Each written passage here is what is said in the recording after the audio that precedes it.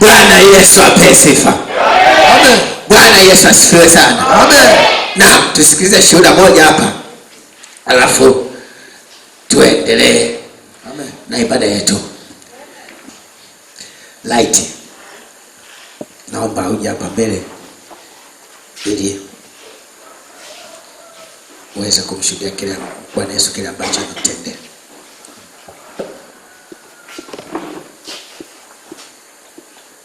Karibu. Asante. Bwana Yesu asifiwe. Amen. Na najua kuna vitu vingi ambavyo Mungu amekutendea. Sasa najua kama mchungaji wako, najua ukianza kushuhudia vyote hapa muda hautoshi. Sasa niombe japo tu kwa kile ambacho Roho Mtakatifu ameamua ushuhudie hapa, japo kwa ufupi, ili tu kanisa lipate kujua namna ambavyo Yesu Kristo alivyo hai na anavyotenda kwa watu wake. Amen. Basi karibu. Napenda kuelezea kwa kifupi kuhusu safari yangu ya elimu. Nilianza 2017 kuchukua degree yangu ya pili, lakini katika 2019 mwishoni nilishindwa. Japokuwa nilifanya vyote vinavyostahili, nilitimiza coursework, kila kitu, lakini ilishindikana. Kwa sababu nilishindwa, mpaka graduation ilikuwa tarehe 28 mwezi wa 11 2019, jina langu halikuwepo na sikudefend, nikaacha. Yani nikasema basi tena. Basi mwaka huu mwanzoni kwenye mwezi wa pili nikawa, kwa sababu nimeacha kwa chuoni, sijui chochote kinachoendelea.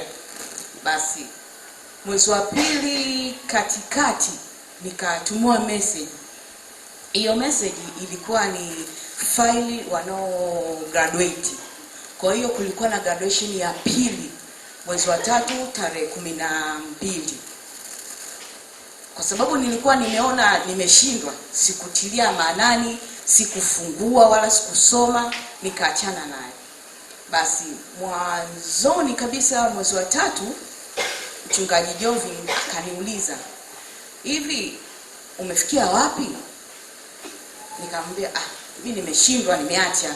Asema, "Hapana, wewe kaulize. Wewe nenda kawaulize." Nikaitikia sawa. Lakini nikawa najiuliza, sasa ninamuuliza nani? Kwa sababu nilivyoacha sikutoa taarifa, maana hata mwenyewe sielewi. Basi nikaitikia sawa. Lakini nilikaa kimya, sikuuliza kwa sababu aliyekuwa ananisimamia research yangu ni prof. Kwa hiyo nilikuwa namuogopa profesa wangu. Basi nikaacha. Kwa sababu mara kwanza aliniambia, "Usinitumie message, usinipigie, nitakutafuta mimi katika email." Basi kutokana na vile Italian kashanitisha, kwa sikuweza, ni sijui nitampata vipi, na mpaka mwaka umekatika wa kufanya research sijawahi kuonana naye. Na leo mchungaji anambia nitafute. Sasa sielewi natafuta wapi. Na hata ulipoamua kwamba umeshindwa, hujamshirikisha profesa? Sijamshirikisha profesa, sijamshirikisha mchungaji, sijamshirikisha mamangu. Yaani nipo tu kimya, ila mimi ndo nafahamu nini kinachoendelea. Nimeshindwa. Yes. Basi baada ya mchungaji sasa kukuulizia maendeleo yako ya kielimu vipi? Nikamwambia mwenyewe sijui. Akaambia, "Ujui vipi? Ulizia." Katikia sawa. Nikaondoka, sikuuliza, kakaa kimya tena. Kwa sababu namuogopa prof. Graduation tarehe 11. Mchungaji akaniambiaje, "Unaamini utamaliza?" Nikacheka. Ilikuwa ni asubuhi naenda seminari. Nikacheka, ila kucheka kwangu namcheka mchungaji kwa sababu hanielewi ninachomuelezea.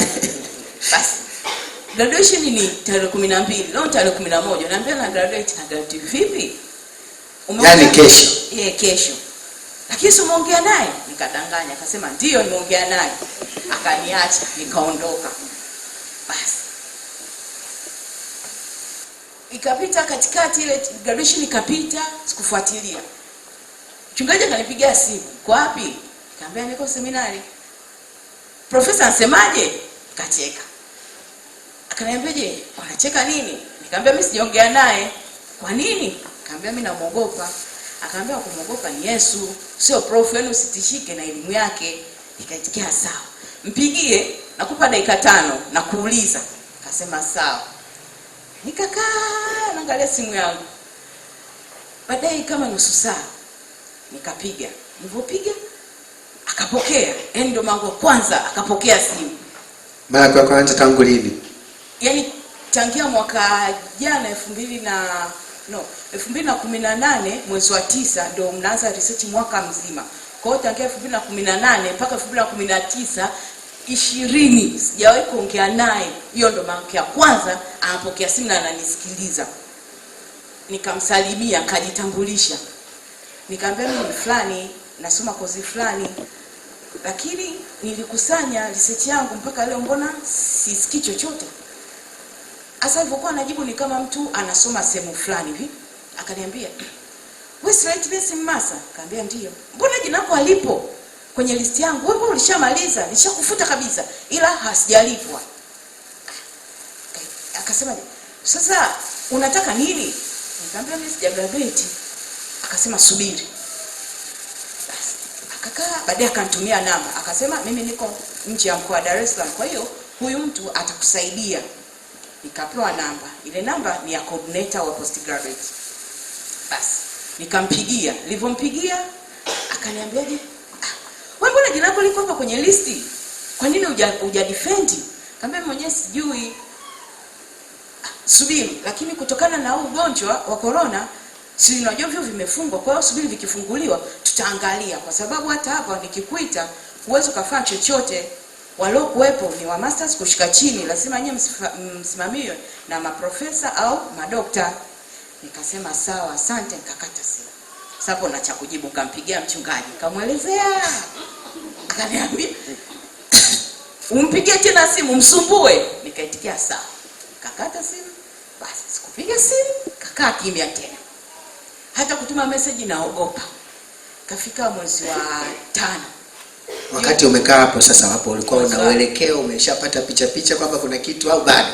Kuna matumaini kwa vile nilivyoambiwa, kwa sababu ilinipa moyo kama ilivyotumwa. Ukimaliza research lazima itumwe kwa external, moderator external anaitwa, waisome. Kama wao wameona imefaa, itarudishwa chuoni kwenu, alafu utaenda kwa ajili ya kuitetea hiyo research.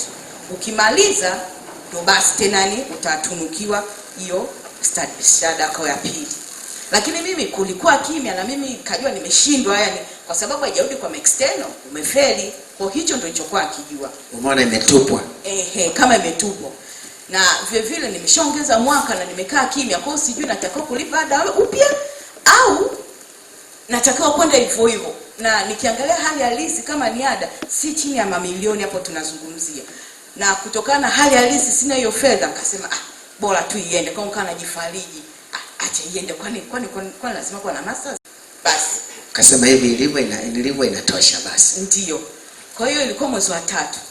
Mwezi wa 5 ukafika. Mchungaji akaniambia, "Vipi elimu yako?" Mimi nikasema wewe msumbufu. Sasa wale ananiuliza. Basi nikamwambia inaendelea vizuri. "Vipi?" Kacheka. Nikamwambia nimeambiwa nisubirie. "Lini?" Nikamwambia basi ngoja nimpigie. Mpigie sasa hivi. Nikamwambia mchungaji ngoja kwanza, naenda seminari, nikirudi nitakupa jibu.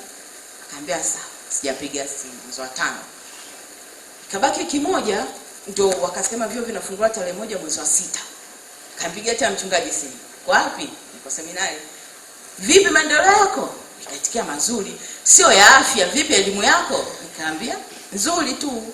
Kwa hiyo nikamwambia nilipanga saa 4 nimpigie prof, lakini muda bado. Akamwambia mpigie, nasubiria jibu. Nikamwambia sawa. Ila kweli nilikuwa sina hata mpango wa kupiga simu. Basi kapita sikupiga. Kabaki kimoja.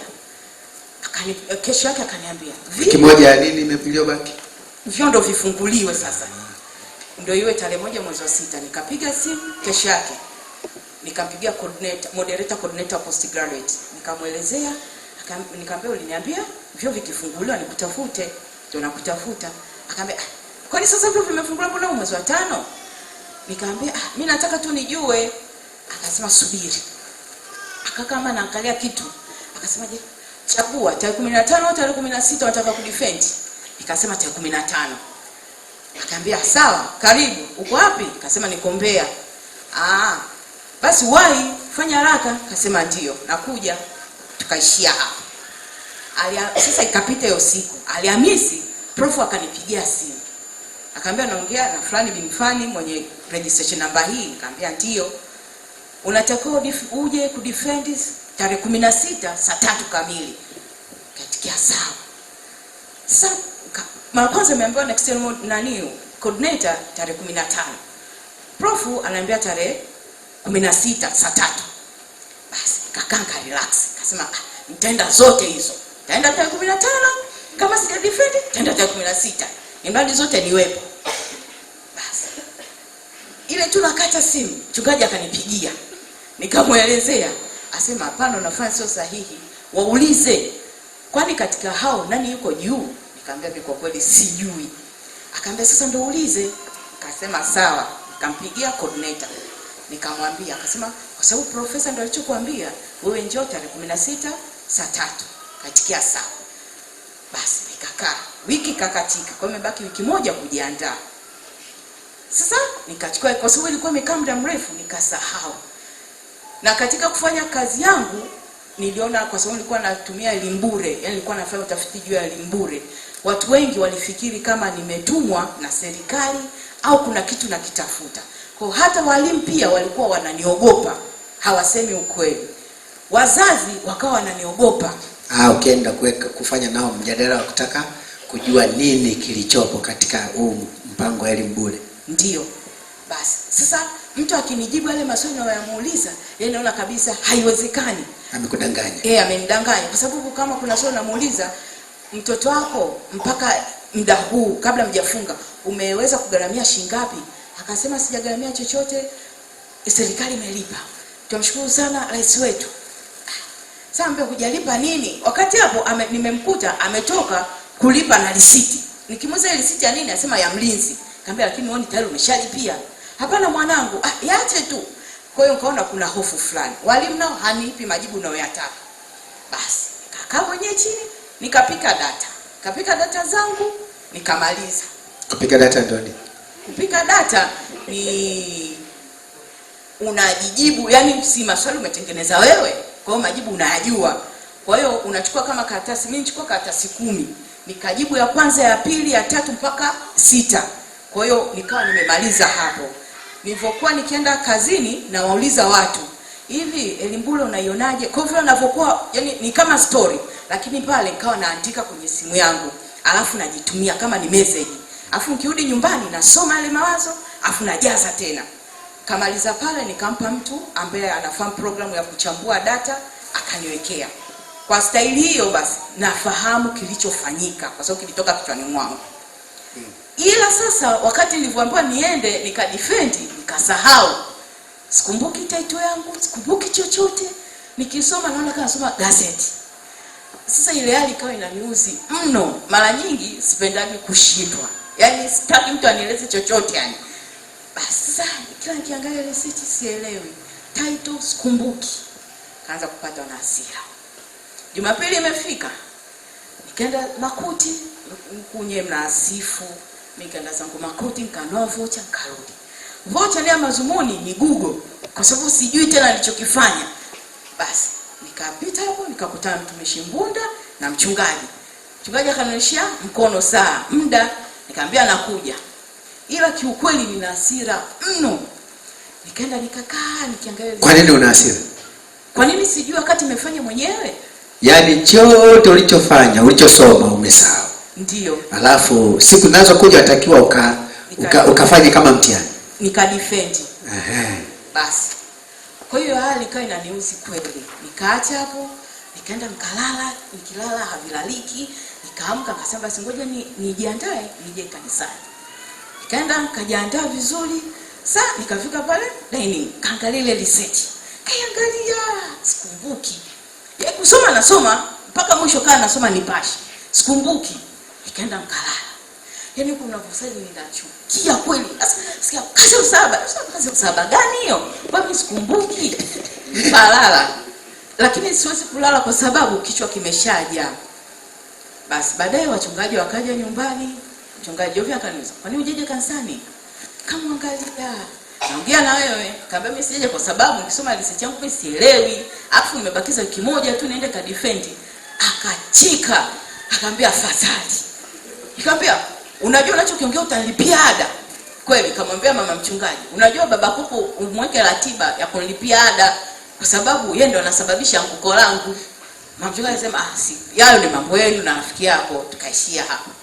Mchungaji akasema, "Wewe unataka ukiongea kila mtu atikise kichwa, akuone ni wewe. Unataka umwache Bwana Yesu." Sasa Bwana Yesu ataongea nini wakati mimi ndo mhusika? Sasa yani anapoongea yeye anafurahi kweli, mimi nachukia.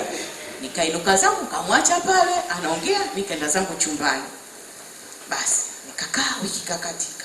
Alhamisi sikumbuki. Ijumaa kusoma nasoma ila sikumbuki. Sasa nikapanga Jumamosi niondoke, Jumapili nijiandae, Jumatatu, Jumanne nikadefend. Sasa nilipokuwa nimejiandaa jioni sijui ni usiku ila sio sana. Mchungaji Jovi akanitumia message WhatsApp. Akanitumia maandiko moja natoka Mwanzo 41:39 mpaka 44 na ilikuwa kuhusu habari ya Yusufu, na nyingine ilikuwa Isaya 61:9 ilikuwa nayo inahusu habari ya baraka, na nyingine ilikuwa inatoka Galatia 3:16 na Galatia 3:29 nayo ni habari ya Ibrahim na baraka. Alafu nyingine ilikuwa Esther 2, ilikuwa ni Esther 5:2 mpaka 3 na Esther 5:15 mpaka 17 nayo ilikuwa inahusu habari ya kibali na mafanikio ya Esther. Basi nikawa sasa ndo nasoma hicho tu yani. Kwa hiyo nikapoa hiyo Ijumaa usiku kwa mkia Jumamosi ambapo nataka kuondoka. Nikamwambia lakini mimi kesho nitaondoka. Akasema hapana, usiondoke, baki kwenye ibada. Alafu Jumatatu ukitoka kwenye ibada uende. Nikamwambia hapana kwa sababu nitaondoka na mtoto, siwezi kusafiri. Akaambia fanya bila kwenye ibada uwepo. Nikamwambia sawa. Basi usiku nikasoma ile maandiko, alinichambulia vizuri. Kwa hiyo nasoma tu vile, sijasali wala nini. Nasoma tu vile narudia. Basi nikalala. Lakini sio kama nimekumbuka. Jumamosi kapita hivyo. Jumapili sasa najiandaa ili nije kanisani. Sasa wakati naoga nikasema ngoja nijaribu kudefend. Sasa na nyingine naambia, "Unakumbuka title? Kama ukumbuki acha." Basi nikaoga. Sasa nakaribia kumaliza. Nikaanza kuongea, naongea kwa nguvu. Nikaongea abstract ya research yangu. Yote kaisha. Kabisa. Sasa nikaa nafikiria nimeongea au nilikuwa nawaza. Mafuni hapo.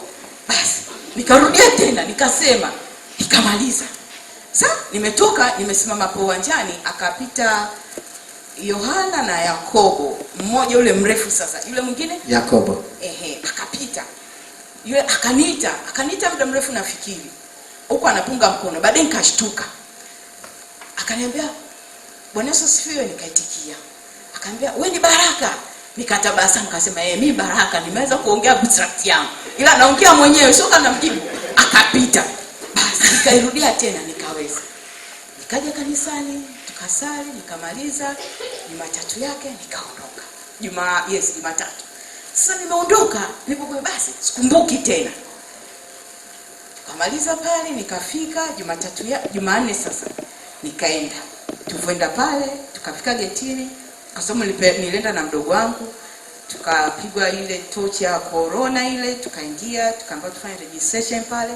Sasa wakati unavyoandika jina lako, lile jina unavyoandika, kumbe ndio utavoingia kule kudefend.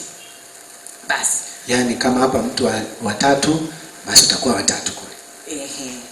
Basi nikaenda kule, nikaandika jina langu. Sasa nikaa sina peni, kwa mimi kama mtu 4. Una watu mimi nilijua tuko wengi, kumbe tuko 5 tu. Kwa mimi nilikuwa pili kutoka mwisho. Tukatoka pale, tukachukuliwa coordinator moderator, tukapelekwa block F. Tulipelekwa block F, tukapanda floor ya 3 kama sijakosea. Tukaingizwa tena chumba kingine. Tulikuwa wanawake 4, mwanaume mmoja. Tuvengia mule ndani, akaja dokta mmoja sasa. Alipoingia akaanza kusema, "Mmemaliza ada? Mmelipa ada? Kama hujalipa toka nje. Hawezi kudefend." Sasa swali linajiuliza. Sasa mimi niliacha na lipa ada mpya au ni ile ile? Kakaa kimya. Akaambia, "Naongea na wewe." Kwa sababu tulikuwa tumekaa vibaya ila wa mbele yangu. Ila ile sasa sijui ilikuwa ni mimi naulizwa au ni wa mbele sijui. Sasa yule pale wa mbele akasema, "Mimi?" Akamwambia, "Ndio naongea na wewe. Ada umelipa?" Akasema, "Lakini katika salary yangu ina negative 800,000, kwa sijui nadaiwa." Haya ndio ukaulizie. Akapotezea sasa hapo, akasema, "Asante Yesu." Basi tukaambiwa tuandike tena majina, tukaandika. Lakini mimi nilipoandika nikao watatu. Tukaambiwa tutoke, tukatoka. Wakaja watu na vitabu kama 20 hivi. Kumbe vitabu ndio vya kila mtu ana vitabu vyake 4. Wakaingia watu, wakaingia madokta na maprofu mule ndani. Tukaambiwa tutoke. Tuvae ile tukavaa kwa ajili ya corona. Barakoa. Barakoa tukawa tumevaa sasa. Hauruhusiwi kuvua tena. Tukasema sawa. Sasa kuingia, akaingia wa kwanza. Alipoingia wa kwanza, alipotoka. Yaani unavoingia kuna ile mtu anafuraha tabasamu, alipotoka kimya. Ukimuuliza vipi? Mimi nawahi gari na rudi zangu. Katika sawa. Kaingia mwingine. Sasa kalipoingia mwingine wakatoka prof mmoja, madokta wawili, wakaingia room nyingine. Basi akaitwa mtu mwingine akaingia kwenye kile chumba kingine. Wa pili, wa pili ameingia kwa watatu akaingia chumba kingine. Wanne nafuata mimi. Sasa kile chumba ambao nafikiri nitaingia, kuna mama ambaye namuogopa. Nikasema yule yani akiwepo mimi pale stoki. Basi sijakaa sawa, nikafuata Lightness Masa, nikaingia. Sasa kati naingia nikaanza kuseti mikono inatoka jasho. Japokuwa ndani baridi ni joto, lakini yani kama mtu mbaridi kali, yani hadi meno yanagongana. Sasa niuliza, sasa kwa kweli nitaweza? Basi na wakati wao unakumbuka? Sikumbuki. Na wakati naingia walikuwa wameshika kila mtu mapamphlet fulani wanasoma research zao. Sasa mimi sina ninachokumbuka, nikisoma sielewi. Kwa hiyo nilikuwa tu na simu yangu mkononi, naingia WhatsApp, naingia Insta, natoka nafanya hichi. Sasa mtu mmoja kaniuliza, "Wewe mbona usomi?" Nikaambia, kazi ya msalaba." Msalaba? Haya bwana mjukuu akakobe. Nikacheka. Sasa mdogo wangu Hussein akaniambia, "Ila dada mkubwa unafanya sio sawa, si usome. Kwa nini unajiamini?" Kaambia, "Umeona ile begi ulobeba mgongoni? Ina laptop, ina research. Umo ndani kuna pamphlet, ni research yangu. Umeona hii simu?" Nikamfungulia, ina research. Kwa hiyo nina kila sehemu nimezunguka research, ila sielewi. Kwa siwezi kusoma. Kwa nini jichoshe? Mimi naingia hapa tu mradi nionekane nimefeli niondoke zangu. Akacheka. Haya. Kwa staili hiyo ndio maana hamna leo nijali tena, kwa sababu hata mwenye sijui ninachokifanya pale. Basi zamangu ilipofika nikaingia. Nilipoingia nikasimama. Sasa niliposimama akao wenyewe wamekaa kama hivi nyewe mlivyokaa. Nikauliza, "Naweza kukaa?" Wakaambia, "Karibu kaa." Kwa waliponionyeshia nikae mbele kama nafundisha. Sasa najiuliza, sikumbuki. Walikuwa ni maprofesa na madokta. Naongea nini? Sasa yani ndio nazidi yani ukiniangalia kabisa meno yanagongana. Basi nikakaa. Nilipokaa nikajikuta nimeshavua barakoa, nimeweka mkononi. Viatu nikavivua. Nikaa sasa. Nikawa kama na scratch miguu kwa huko nyuma. Sasa nikaambiwa, "Umekuja kufanya nini?" Kaanza kuongea. Nikaongea. Wao wanaweza kukuuliza kwa lugha yoyote wanaitaka wao, lakini wewe huruhusiwi kuongea lugha yoyote zaidi ya Kiingereza. Sasa nikaa naongea. Ila ninachoongea, najua naongea ila sijui naongea nini. Kaongea. Nikamaliza. Nikasema thank you. Ya moyoni najiuliza naongea nini? Nikaulizwa sasa, "Assumption ulichokiongea ni nini?" Kaanza kutafsiri. Assumption ni nini? Kasele. Nikamwambia, "Naomba nikuelezee ulichoniuliza." Akamwambia, "Unanifundisha mimi jinsi kuuliza swali?" Nikamwambia, "Tuna uhuru. Kama sijaelewa nataka mimi niseme." Dokta akamwambia, "Muache." Basi nikazungusha ile swali kanizungusha na kujiwa mimi. Akasema, "Hapana, sio hivyo." Nikamwambia, "Okay, najibu." Nikajibu. Nikaongea. Sijui nachokijibu. Akaniuliza, "Unajua maana interview?" Akadaka daktari mwingine akamwambia, "Usisahau kilichokuleta hapa." Sasa akajiuliza, nijibu usisahau kilichokuleta hapa au nijibu maana interview? Nikasema, "Hivi tunachokifanya ndio interview." Akaniuliza, "Unajua kwa maana interview?" Kaambia, "Ndio." "Unaniuliza maswali mimi nakujibu, ndio interview hiyo." Nikasema, "Kwa mfano, akaambia, "Basi unajua." Kikweli sijui. Basi unajua. Nikasema, "Asante Mungu." Sasa Mungu nasema, "Kwa kupigwa kwako na mmepona." Sasa kwa mimi napigwa, naomba nipone. Basi baadaye akaniambia, "Unajua ulienda kule kusanya data?" Nikasema, "Hapana." Sasa nishachanganyikiwa hapo, nikakataa. "Hapana." "Umeandika wewe?" "Hapana." Na vyote hivyo umefanya? Ni mimi nimefanya, si kama data nilipika, ila nikakataa. Akaniambia, "Unajua unachokifanya?" "Hapana." Mimi jibu langu lilikuwa ni no. Daktari akacheka. Akaambia, "Are you comfortable?" Nikasema, "Yes." "Unachokifanya ni sawa?" "Ndio." "Umefanya mwenyewe data? Umekusanya mwenyewe data?" "Hapana." "Toka nje." Akanifokea, "Toka nje." Nikatoka nje. Sasa kani naomba nitoke ndo akili nakuja. Mama yangu ishari. Sasa kwa sababu nilikuwa nishavua ile barakoa iko mkononi, viatu nimevua, sasa kuvaa tena ikawa shida. Sasa nikawa na viburuza vile viatu. Nikaambia, "Umeambia utoke nje." Kaambia, "Vaa viatu." "Toka nje." Nikatoka zangu nje. Sasa ile natoka nikamkuta mwenzangu aliingia paneli nyingine. Sasa sijui alikuwa ananiongesha muda mrefu. Nika sasa sisikii, yani nafikiria sasa inakuaje. Akaniambia, "Madam, yani kwani unaweza kukumbuka kila kitu? Yani mimi approach imesahau." Nikacheka. Akaambia, "Kwani unacheka?" Nikasema, "Afadhali kumbe sijaribu mwenyewe na umeharibu." "Lakini nilisoma." Kaambia, "Haijalishi umeharibu na mimi nimeharibu." Akaambia, "Sasa tunaondoka au tunaenda wapi?" Akasema, "Hapana, ukisimama utoke." Kaambia, "Ndio." "Unatakiwa akae mpaka wakujadili, ukiingia sasa ndio utajua umetoka au hujatoka." Nikasema, "Muda unanitosha." Akaniuliza, "Muda unatoshaje?" Kaambia, "Kazi ya msalaba." Akaambia, "Wewe kwanza umesema kazi ya msalaba." Tukamwambia akakopa, "Sasa hivi kazi ya msalaba." "Haya, shauri zako." Kaambia, "Sawa." Nikakaa kimya. Basi baadaye kama dakika 5 nikaitwa tena. Nikaulizwa swali, "Ulichokifanya kabla mimi sijaongea chochote, wewe ulichokifanya ni sawa?" Nikasema, "Ndio." "Uko serious kabisa?" Nikasema, "Ndio, nilichokifanya ni sahihi." Akaambia, "Common sense yako iko sawa?" Nikamwambia, "Ndio, ndio maana research. Kwa lazima niseme kila kitu." Hapo kwa sababu research ninavyoongea hivyo ndio inampa mtu mwingine chance ya kufanya tena. Kwa nini nifanye kila kitu? Hata mawazo yako kinipa mimi nitafikisha. Akaambia, "Kazi yako ni very very poor."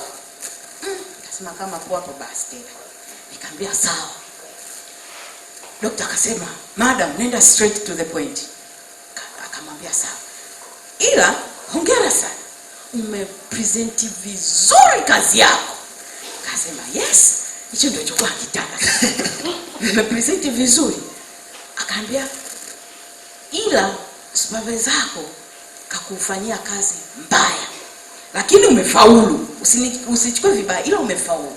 Kwa hiyo unachotakiwa ufanye masaisho, urudishe, lakini kabla hujapeleka, kwa sababu research yako ni mbaya, haiwezi kaingizwa kwenye library ya chuo chochote kwa sababu kazi yako ni mbaya."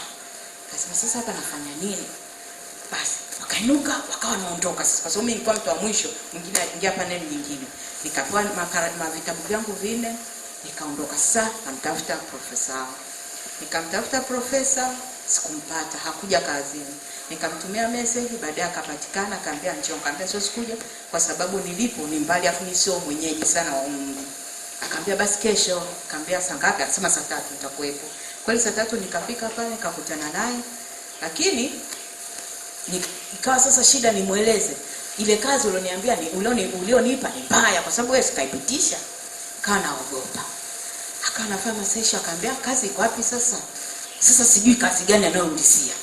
Akaambia, "Barua ya external moderator iko wapi?" Mimi sijui. Baada ya kuambia mimi katia kwa begi, nikaondoka zangu. Basi nikatoa ile mavitabu yote nikampa achague. Basi akafungua, akachukua anachokiona pale. Akasema, "Mbona walimekwambia nini hasa?"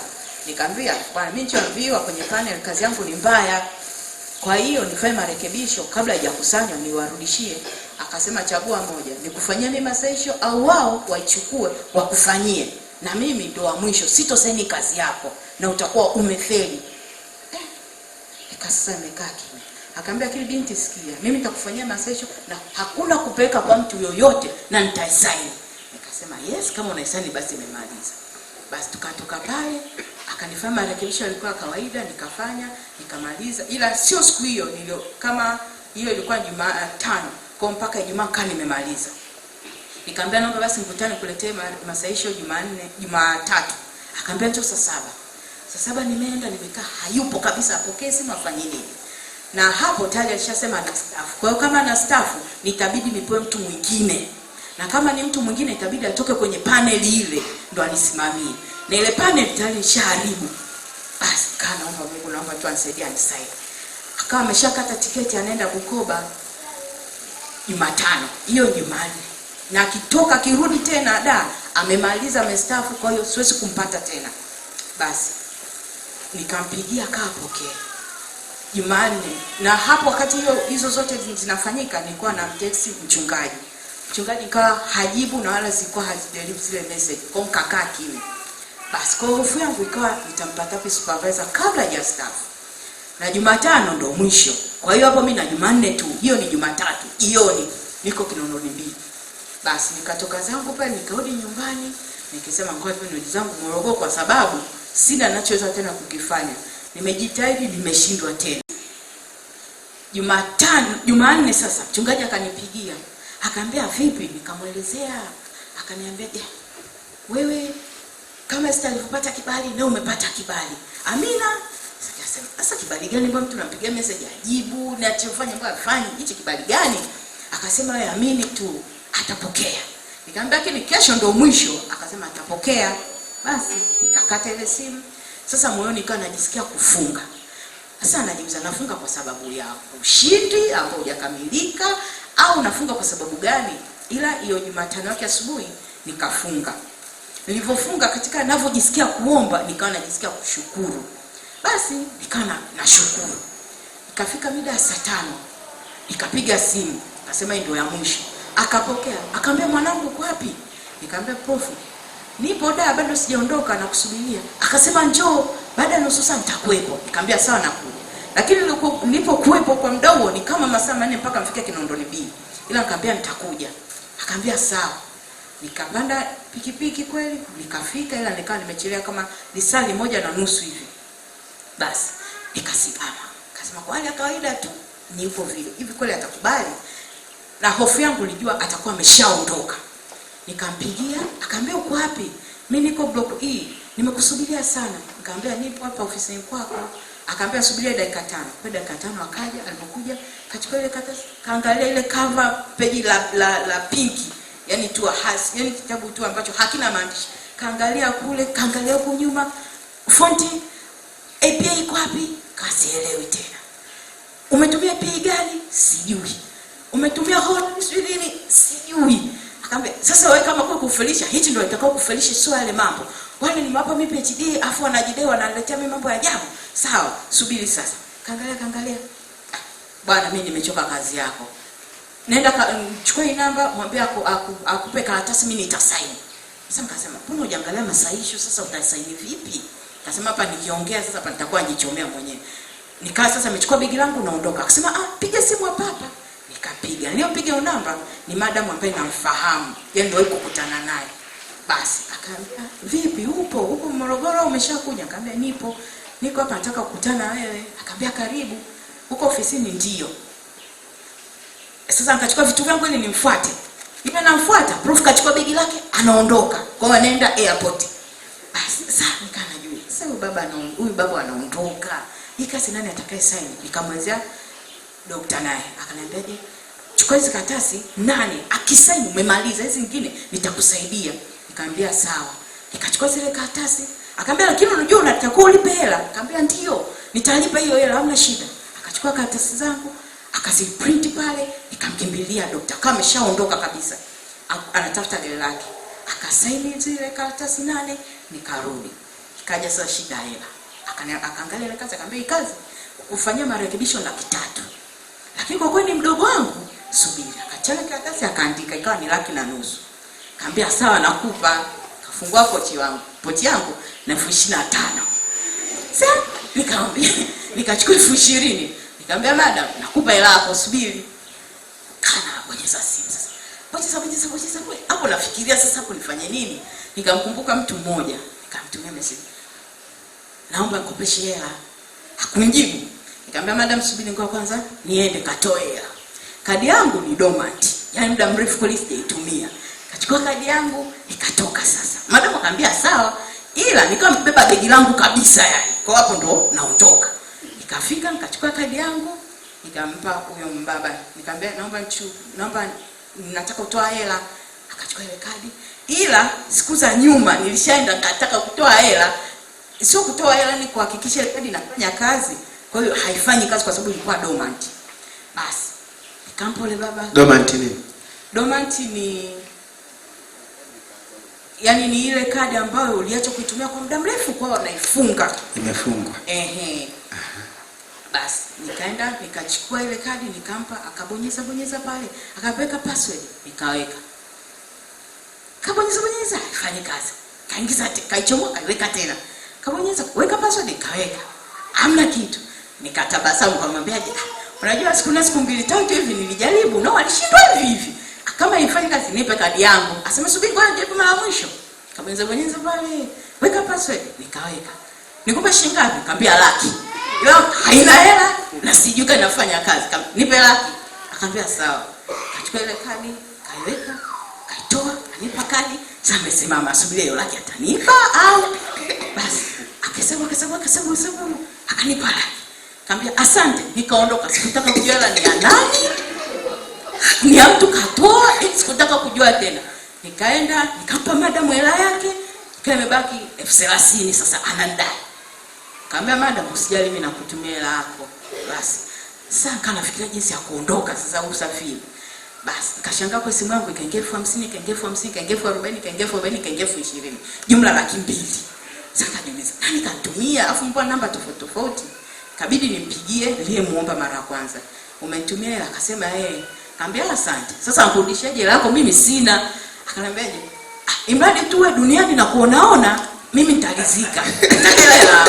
Nikamwambia ukiniona tu duniani. Akasema yaani ukiniona usife. Kaambia kufuate neno mimi sifi. Kaambia asante. Kakata simu katoa. Nikalipa. Basi madam akakubali, hakuniambia niende benki kwa sababu kuna procedure, alafu nimeenda shortcut ambayo haistahili. Akasema nitakufanyia kila kitu na kitabu chako kitaka siku ya graduation njoo chukue, ukitaka umtume mtu yoyote kwa sababu nakufahamu, nitampa. Kaambia asante, nikaondoka zangu. Basi kwa hiyo elimu yangu kwa imeishia kwa staili hiyo, nimemaliza.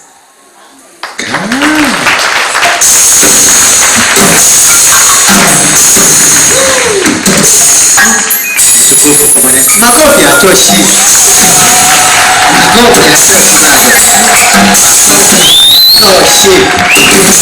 Bwana Yesu asifiwe. Amen. Bwana Yesu asifiwe.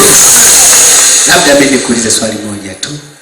Katika vile ambavyo mnawasiliana na mchungaji, hasa umesema kwamba kuna mahali alikuwa anakutumia mistari unasoma.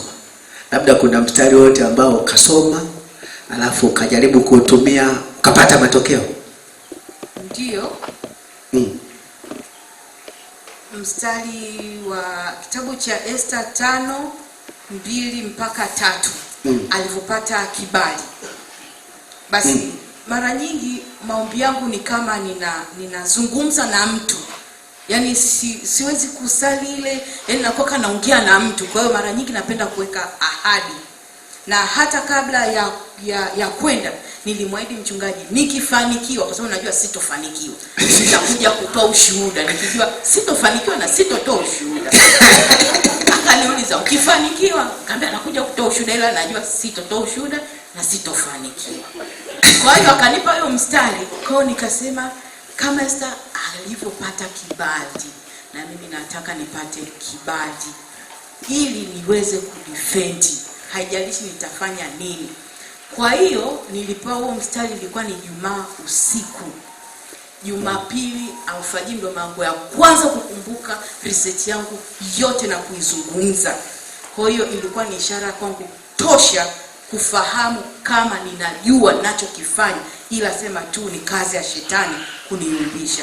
Kwa hiyo ndo maana hata wenzangu walivyokuwa nahangaika kusoma, nilikuwa na imani kwa sababu nilichoweka agano niliweza kuifanya. Kwa hiyo nilijua haijalishi mbele zao nitashindwa, ila nikifika kwa wakati maalum nitaweza. Na kweli nilipofika niliongea abstract yote na walielewa na walikubaliana na mimi, ila sema kujibu maswali kwa sababu hawaulizi, yani haulizi ile mmoja anakuuliza amalize. Hapana, anakuuliza huyu hujajibu, anakuuliza huyu.